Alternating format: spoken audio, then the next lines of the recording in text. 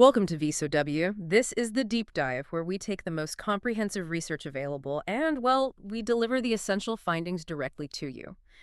Today, we're undertaking a deep dive into a profoundly urgent topic. It's really capturing attention right now. The growing epidemic of loneliness and isolation.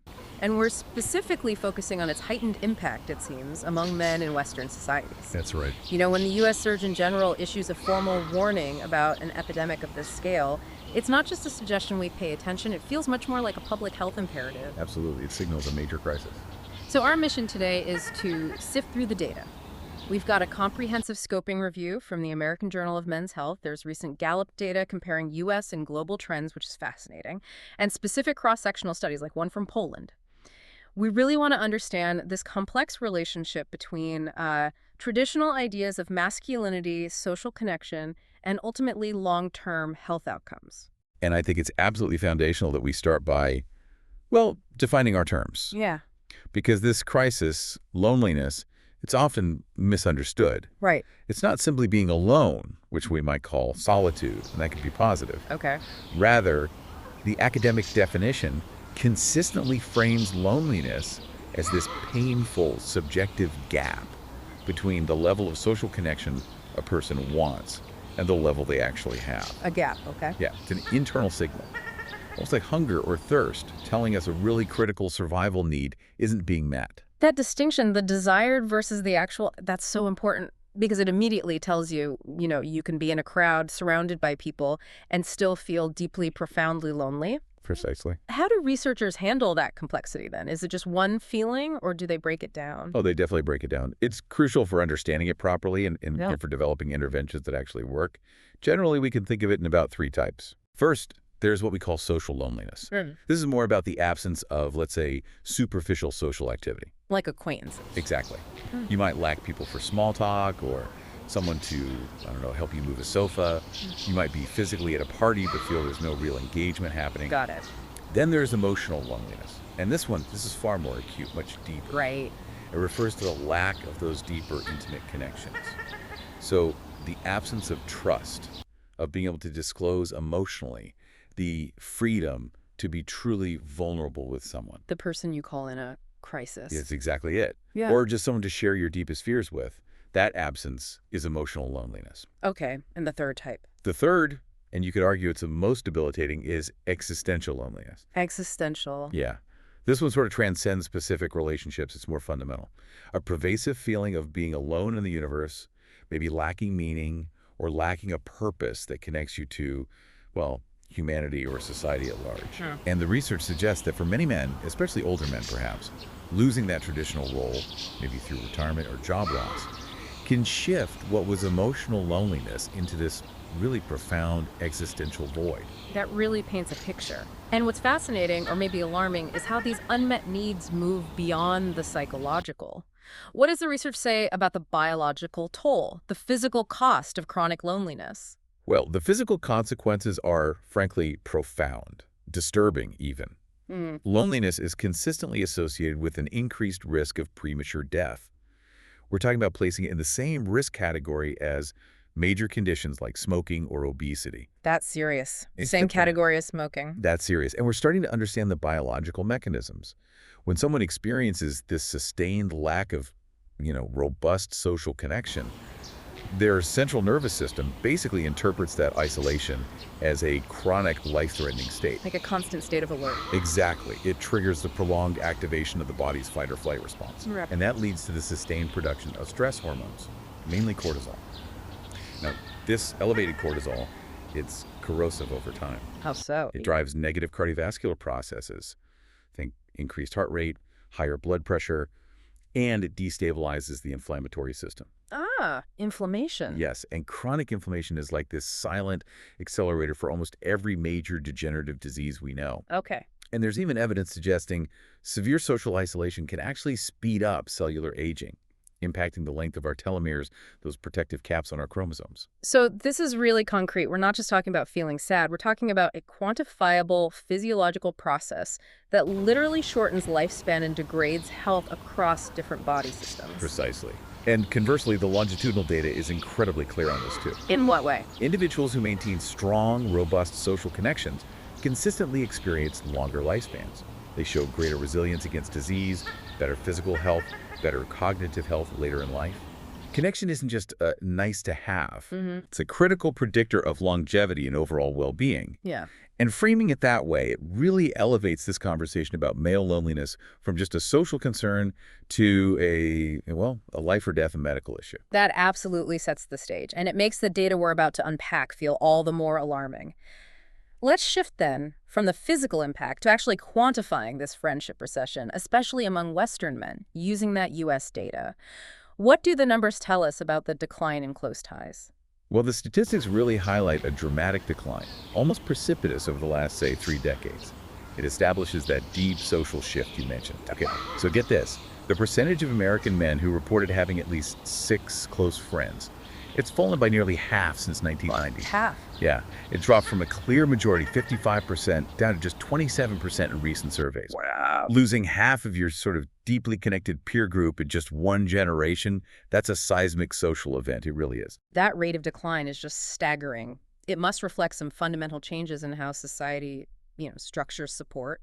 But maybe even more worrying than just shrinking social circles is the sharp rise in complete isolation. Absolutely. That's perhaps the most concerning figure. Yeah. The data shows a 5-fold jump, 5 times in the percentage of men reporting no close friends at all. None. None over that same period.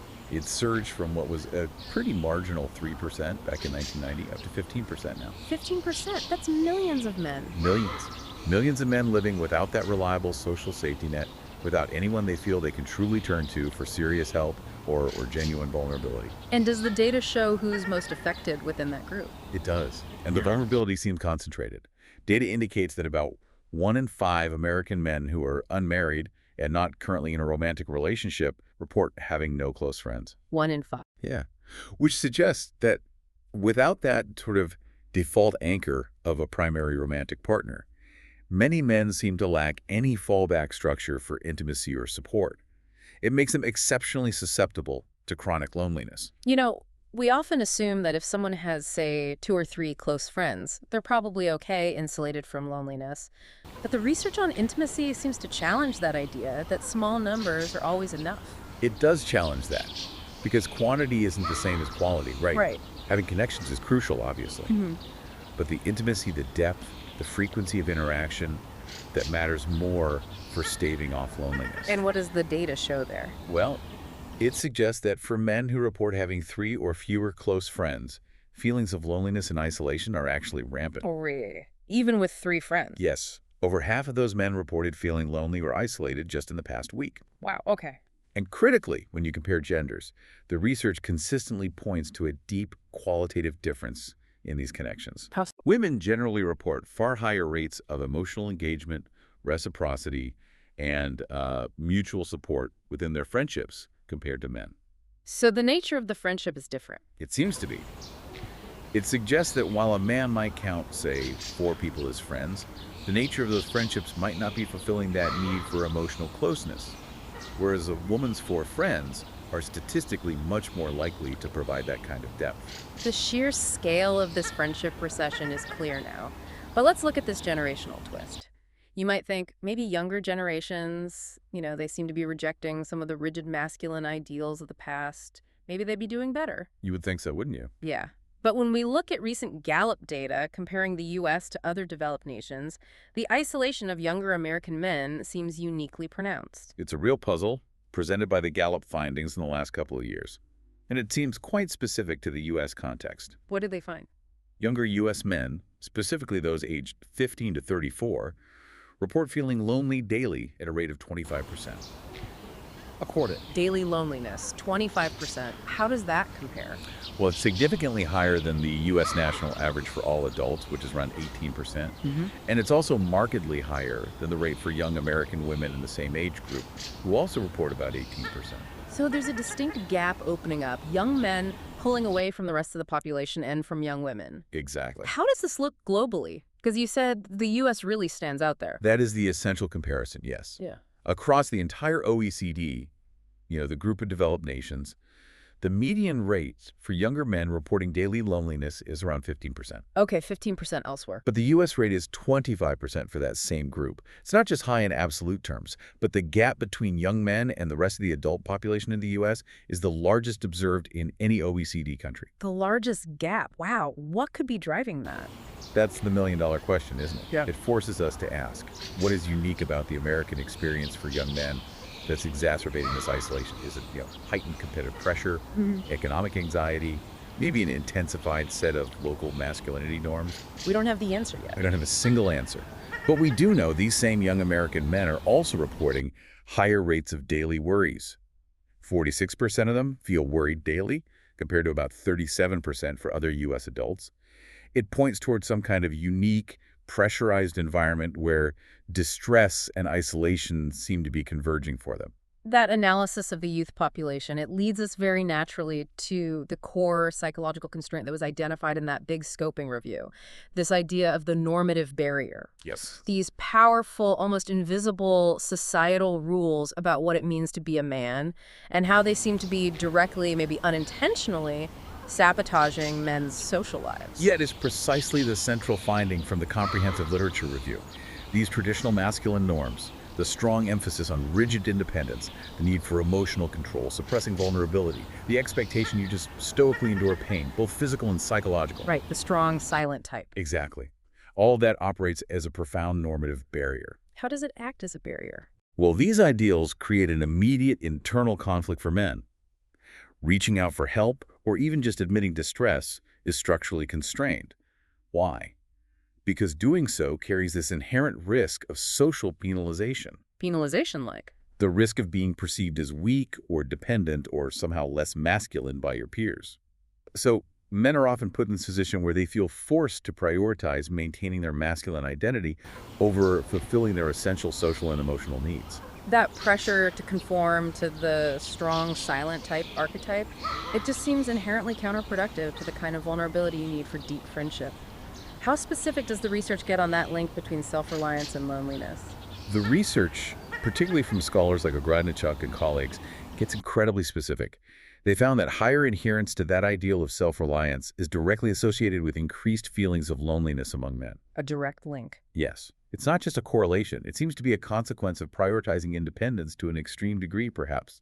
But is it always detrimental? Well, interestingly, this study introduced a critical moderating factor: the need to feel understood. Understood. Yes. If a man who deeply values his independence can still find spaces or relationships where he feels seen, respected, and fundamentally accepted, even with his emotional reserve, that feeling of being understood helps ward off the loneliness. The problem really arises when self-reliance gets conflated with complete emotional stoicism, leading to a total lack of emotional sharing. This kind of hyper-invulnerability prevents that feeling of being understood, and that's when the risk for emotional loneliness just skyrockets. It really sounds like men are caught in this double bind. Society demands invulnerability, but our basic biology demands connection. What happens when this pressure leads men to just bottle up their distress, to avoid seeking help? Well, they often feel forced into a narrow set of alternative coping strategies, and these are often counterproductive precisely because they're discouraged from seeking help or disclosing vulnerability. What kind of strategy? The research identifies several common ones. Things like substance abuse, particularly alcohol, engaging in risky or reckless behaviors, or, very commonly, deliberate social isolation, just withdrawing, and also prolonged immersion in work, long work hours. How does overworking help? Well, it can serve a dual purpose, can't it? It reinforces that traditional masculine role of provider, which helps maintain identity, and it also functions as a pretty effective distraction from internal emotional distress. You're too busy, too focused to feel. Right, a distraction. And in the most severe instances, this inability or unwillingness to communicate problems is directly linked in the research to increased suicidal ideation. That's incredibly serious. Extremely. Studies focusing on older men, for example, highlight that feeling a loss of independence or perceiving oneself as becoming a burden, these were deeply felt justifications cited for suicidal thoughts. The narrative of the strong silent type doesn't just silence communication, it effectively removes the most vital tool for mental survival. Okay, so if the sort of default mode of emotional sharing is constrained by these rigid norms, we have to look at how men do manage to connect. The scoping review suggested that connection often happens, maybe more easily, when they're doing productive activities, things that align with masculine expectations. Absolutely. This sort of unspoken social contract for many male friendships often requires an activity-based arena. Like what? Connection gets forged while doing something, usually something productive or skill-based.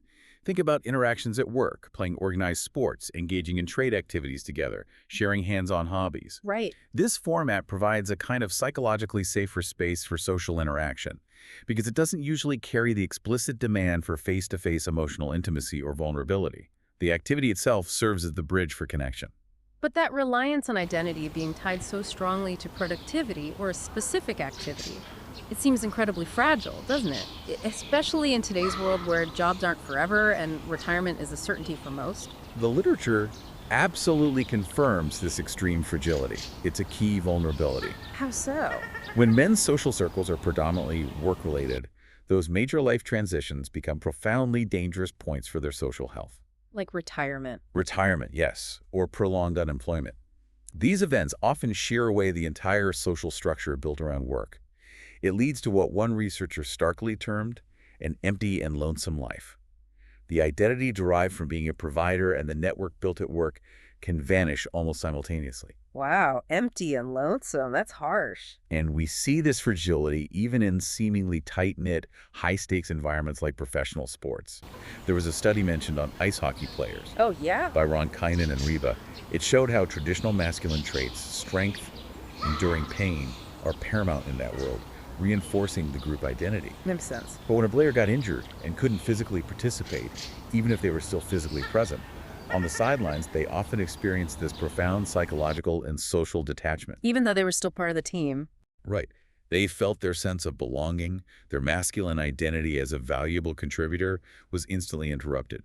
It just proves how conditional these bonds can be, tied to ongoing utility and performance within that masculine framework. That hockey example is a perfect illustration of why interventions like the men's sheds movement were highlighted as being so successful.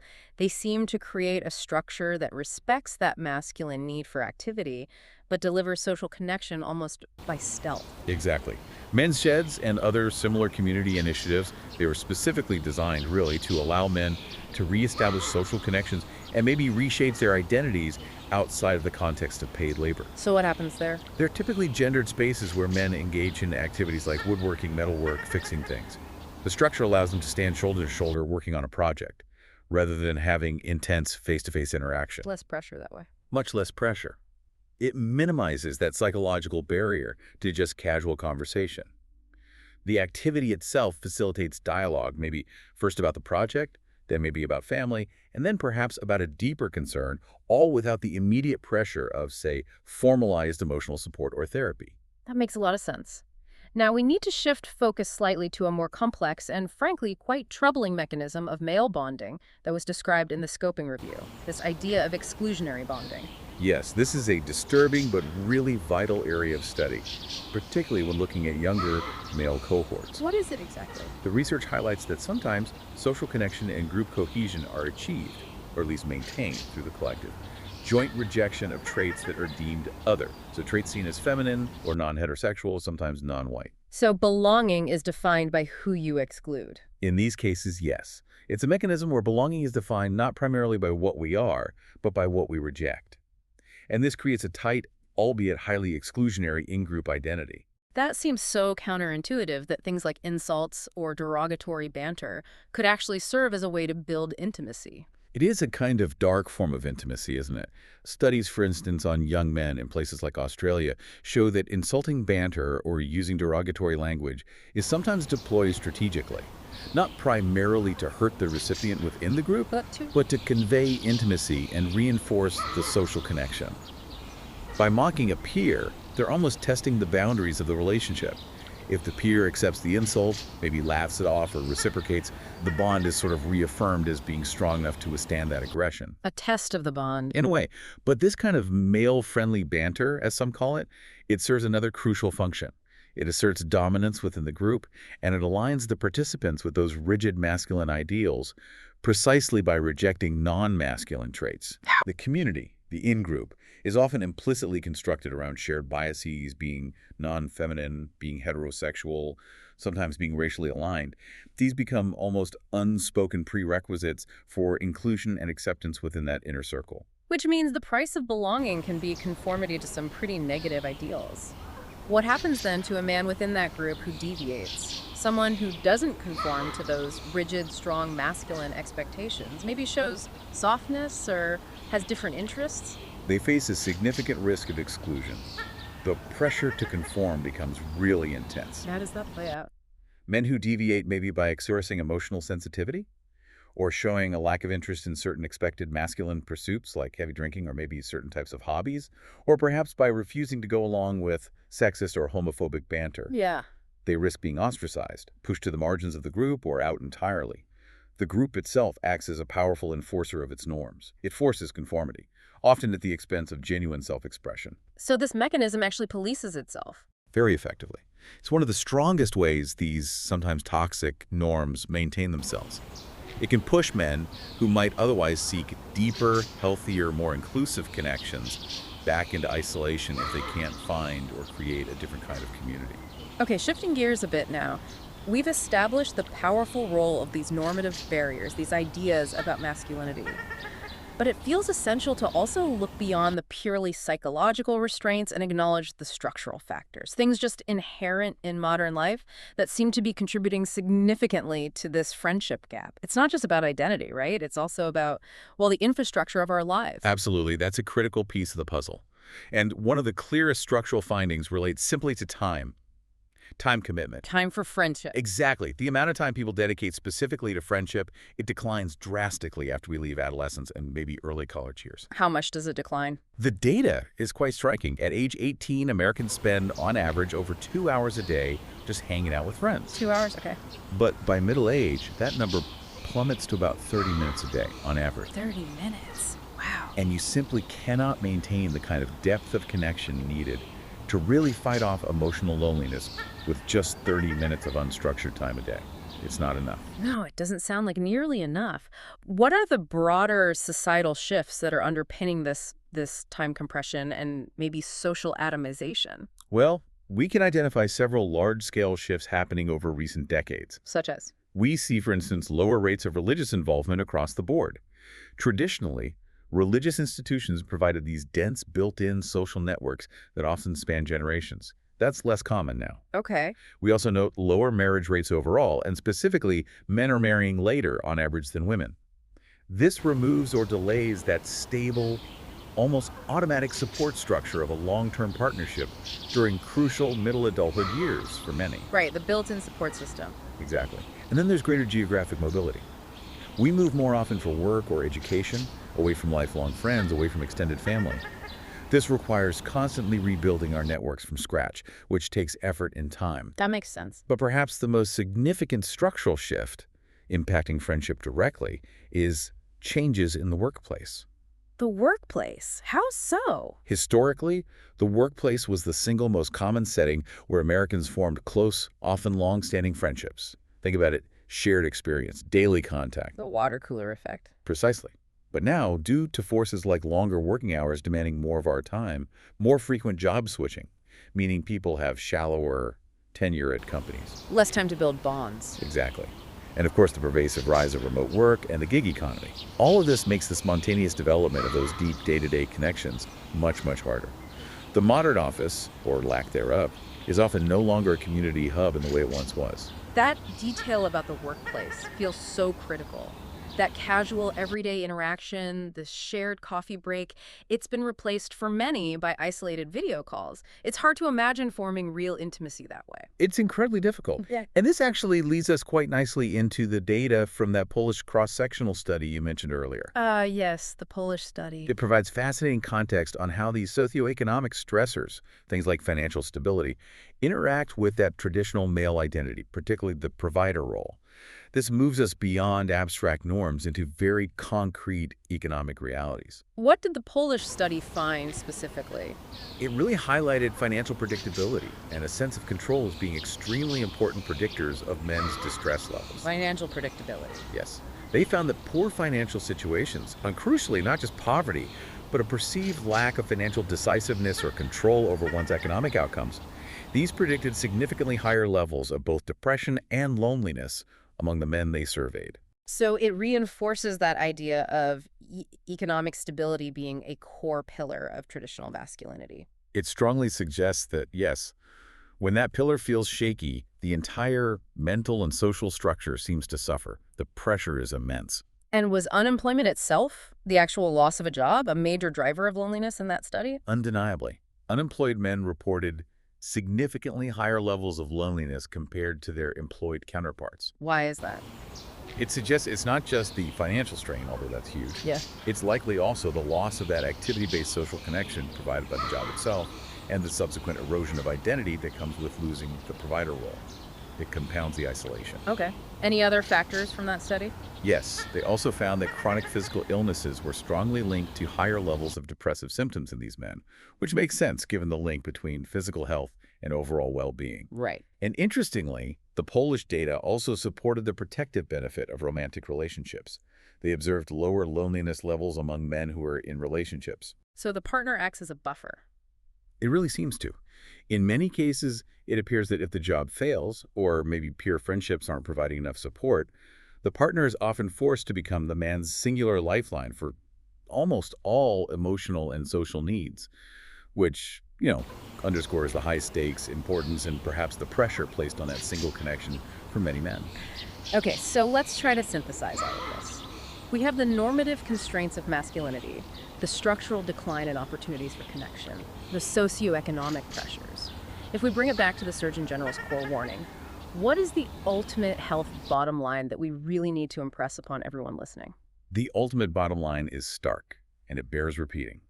Loneliness is a profound public health emergency.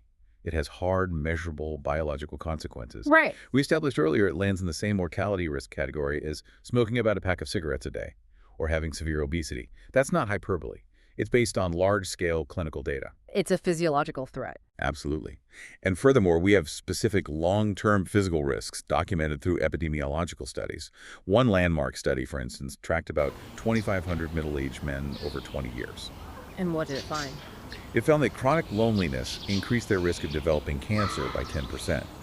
And that was independent of other known risk factors like their diet, whether they smoked, or their socioeconomic status. Loneliness itself was an independent risk factor. Just the loneliness, wow. Just the loneliness. Mm. And beyond cancer, the chronic stress and inflammation linked to isolation contribute significantly to dementia risk.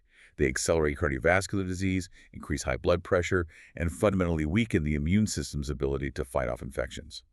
It's like the lack of robust social connection actively physically corrodes the male body over time. That's a powerful and disturbing image. Given how deeply ingrained these normative barriers and structural hurdles seem to be, we have to look for some silver linings, right? Paths towards reconnection that maybe respect some of these constraints, but still help men meet their fundamental needs. The scoping review did offer some compelling narratives, didn't it? Where men successfully challenged or maybe subverted traditional norms, often triggered by major life changes. Yes, those transformative moments are fascinating because they really demonstrate a certain plasticity in male identity. It's not entirely fixed. Like the stay-at-home dad's example. Exactly. Consider the example of stay-at-home fathers. That's a role that inherently clashes with the rigid, traditional provider norm. Right. But taking on full-time childcare, the research showed, often forced an evolution in their views on masculinity. They started incorporating elements like softness, emotional closeness, responsiveness, things that might have been previously suppressed or undervalued. How did they reconcile that with maybe feeling less masculine? Well, crucially, they often found ways to reconcile the new role with aspects of their old identity.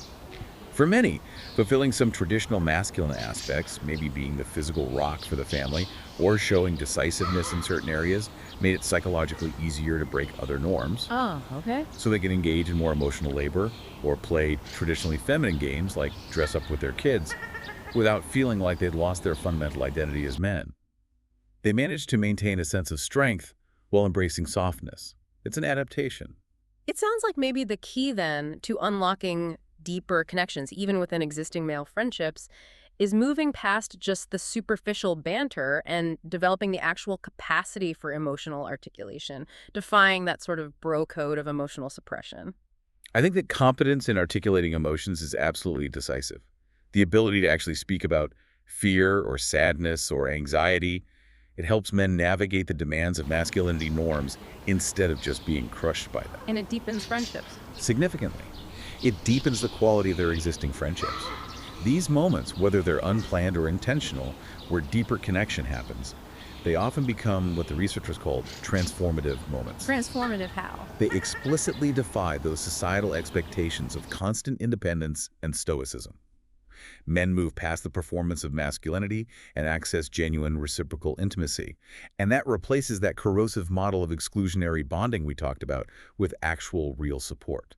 The research also highlighted a strategy that seemed common, maybe adaptive in a way, for how men manage intense emotional needs without totally abandoning that public image of stoicism. Compartmentalization. Yes, compartmentalization. It seems to serve as a really vital social lifeline for many men. How does it work? They often successfully rely on their female relationships, typically spouses, maybe close female friends, for the bulk of their deep emotional support needs.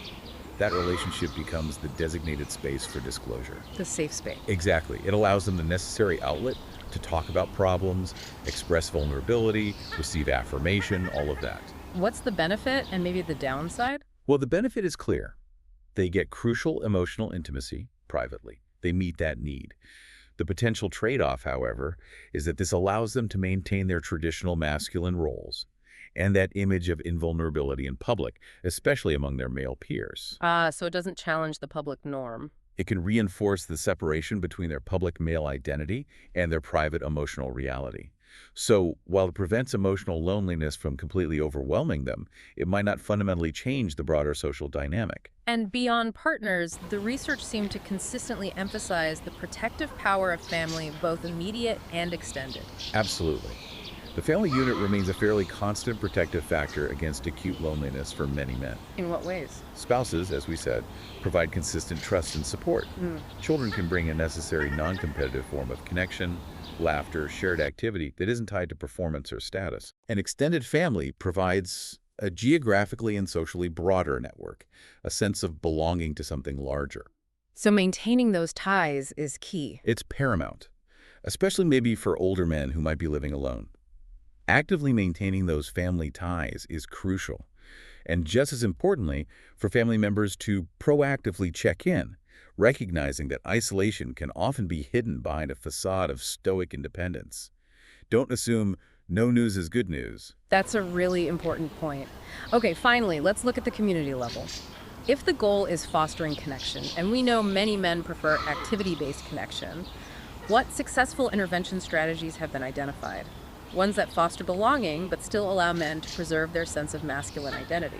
Well, the most successful interventions seem to operate on that principle we mentioned, connection by stealth. Connection by stealth, I like that. Yeah, they have to offer a pathway to belonging without demanding immediate, explicit emotional vulnerability, which can be off-putting. So like the men's sheds? Men's sheds are stellar examples, yes. They nail that model. But other effective strategies include things like health promotion efforts that are implemented within existing non-clinical male spaces. Like barbershops. Exactly. Barbershops are a classic example, where conversation is already casual and support or information can be integrated subtly. Social support coffee groups or walking clubs, things that focus on a low-pressure shared activity, those are also highly successful. And for older men specifically? For older men, strategies that have proven effective at increasing engagement and reducing isolation include proactively encouraging them to engage in structured volunteering activities. Giving back. Right. Joining specific social media groups or online interest forums that focus on shared tasks or hobbies. Participating in group exercise classes. Or joining dedicated senior activity groups. So the focus is always on the activity first. It seems to be key. Create a structure around a perceived productive or shared purpose. Allow the social support to weave its way into activities that men already value intrinsically. That way, you sidestep that initial normative barrier to connection. Okay, so if we try to connect all these threads, bring it to a conclusion. Well, if we connect this to the bigger picture, I think what emerges is that the crisis of male loneliness is fundamentally this complex crisis of sort of constrained identity layered on top of genuine structural decline in connection opportunities. Right.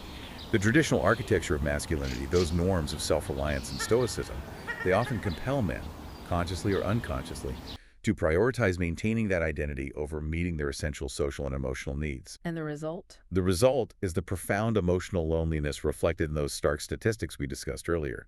However, and this is the hopeful part, the data also powerfully illustrates that transformation is possible. How so? Whether it's driven by necessary life changes, like becoming a stay-at-home dad, or developed through gaining competence in emotional articulation within friendships, these transformations offer a critical pathway, a pathway to healthier, deeper connections that can successfully break that often self-perpetuating cycle of isolation. That structural view, understanding both the constraints and the pathways, feels indispensable. And, here's a final provocative thought that just underscores the absolute urgency of this whole discussion for me. Okay. We established earlier that statistically, women are more frequently diagnosed with conditions like anxiety and depression. That's generally true, yes. Yet men across most Western nations are somewhere between 3 to 4 times more likely to die by suicide. A devastating statistic. It's immense. And that disparity, that huge gap, it feels like the clearest, most lethal indicator of the danger inherent in that masculine reluctance to seek help, in the forced suppression of emotional distress. It really urges us, I think, as a society to urgently reevaluate the gender norms that are quite literally costing millions of men their mental health and, in too many cases, their physical lives. We really hope this deep dive gave you some new perspective on this intricate and clearly urgent relationship between masculinity, social structures, and health. If you found this discussion valuable, please do take a moment to subscribe, maybe like it, leave a comment. It really does help support our work. Thank you for listening to VSOW.